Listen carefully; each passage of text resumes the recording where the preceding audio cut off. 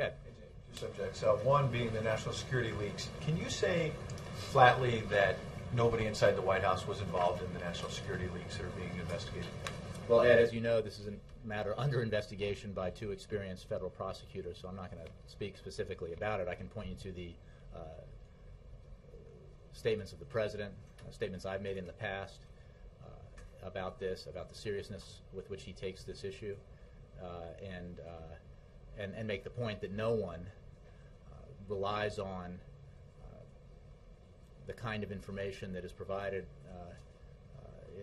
classified information that is provided to help him make incredibly difficult decisions than the President of the United States. And so he has no tolerance for leaks, and that's why he has spoken to this issue in the way that he has. Again, you're asking me to make a comment on an ongoing investigation. Right, but you referenced past statements. One of your past statements was June 11th, and you said it was absurd when Senator McCain suggested that people inside the White House had leaked this information for political gain. Mm-hmm. In June, David Axelrod flatly said on ABC that nobody inside the White House was involved. And yesterday, David Axelrod was on MSNBC yesterday and said the president did not leak anything, and then he followed up by saying the president did not authorize any leaks. That's different.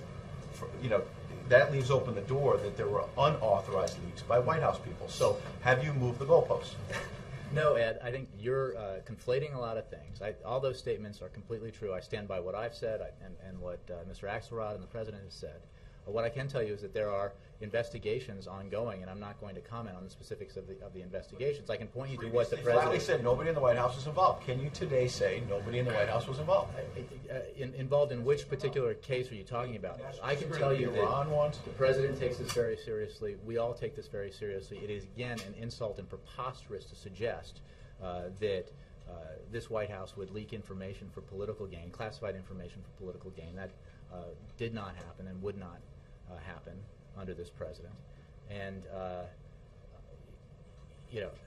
a lot of this began as a focus on the operation that successfully removed Osama bin Laden from the battlefield. And the fact of the matter is, the President spoke to 100 million people about that operation. Its existence is well known, and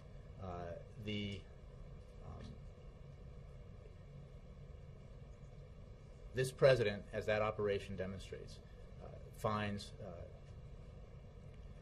the use of the kinds of information that is protected in our national security environment highly important.